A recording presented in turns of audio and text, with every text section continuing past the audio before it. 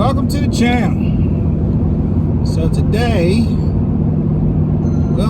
is kind of weird because it started off really weird. Got off my full-time job, got a quarter of the way home, only to find out that I hit a flat. So we had to stop and address that, and got on the road late. But we're starting off today helping a longtime friend part ways with a car that he's had what feels like forever.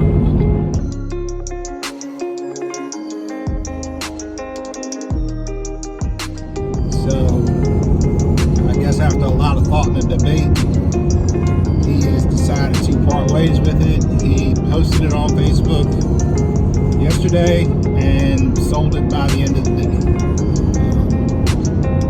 Not really surprised. It's in my opinion, a really good roller. I talk a lot about how you should find your niche and find that thing that sets you apart from everybody else. And in my opinion, in my particular circumstance, this is one of the things that I excel at. I do really well hauling, unique vehicles in unique situations. Kind of got my foot in the door with a '67 Mustang.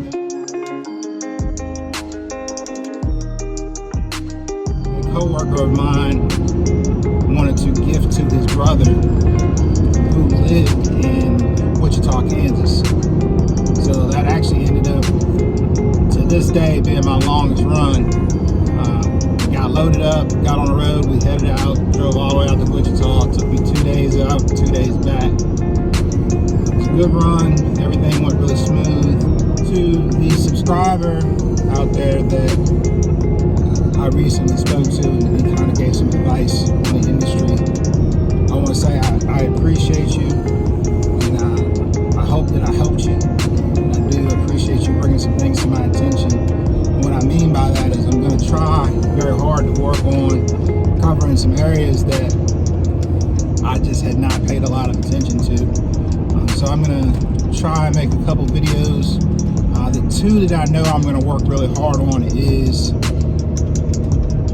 going over how my truck is set up and what all I have in it to get the job done.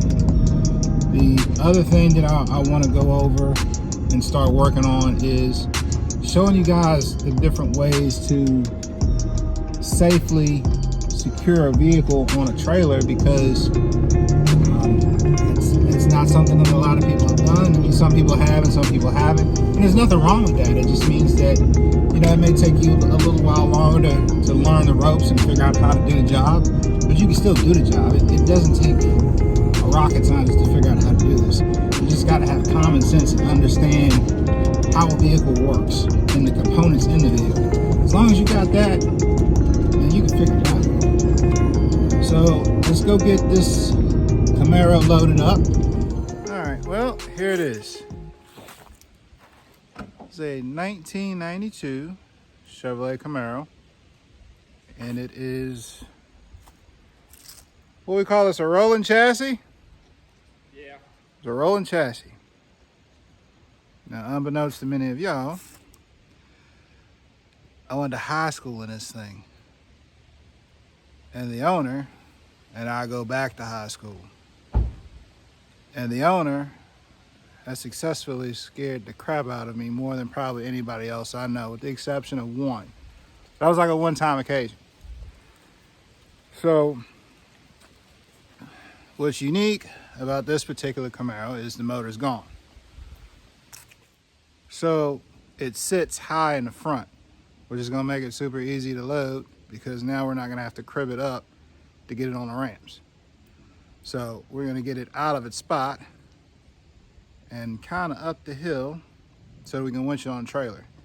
Now what's special about this one is we already got another rear end on the front. So we're strap that down and then strap that down, then we're gonna get on the road. So stay tuned. So Camaros, the DOT slots are gonna be right there. The vets will have little tabs hanging, same spot. Now what's unique about this car is it has subframe connectors that run the length of the car. So you'll see in a minute where they're gonna get in our way. but I'm going to show you how to get around that. It's just hang tight. So on the back, we used axle straps. Just basically, it's just a simple short 36-inch axle strap hooked to there. And it goes back down to our ratchet strap. And we did that on both sides. Big thing to watch out for is watching out for the sway bar, obviously. As you can see, I went right through the axle and the sway bar. You also want to look out for brake lines, e-brake cables, and axle vent tubes. You're going to be looking for all that type of stuff if you do what's called an axle strap deal. So because this particular vehicle has subframe connectors, the rear DOT slots are blocked by the brackets. So we had to go with this particular hookup, which is still just as good, just a different setup. So let's get rolling. So I guess I should introduce, this is longtime friend, might as well be family. It's Randy. How y'all doing? Best way I can explain it is, this has basically been the brother that I didn't have, that I guess probably should have been like my twin. We've gotten into trouble, done things we shouldn't have done, been places we shouldn't have been. Yeah, that's fun. Him mainly driving faster and doing stuff he wasn't supposed to be doing, but you know what? Hey, we're all kids. Hey, you live once. That's true, you live once. This particular car, I think I've spent more time probably broadside in the passenger seat than I have straight at the speed limit. Yeah. Screaming. Yes.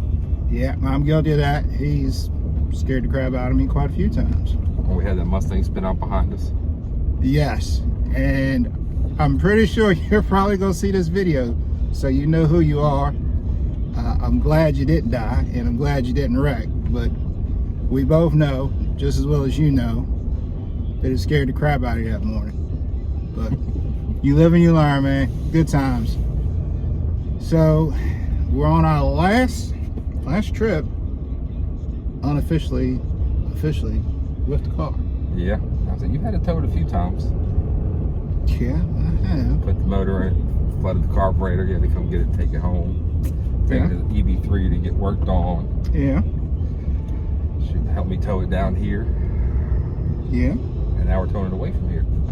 Yeah, but at least this time we remembered to strap the rear hatch.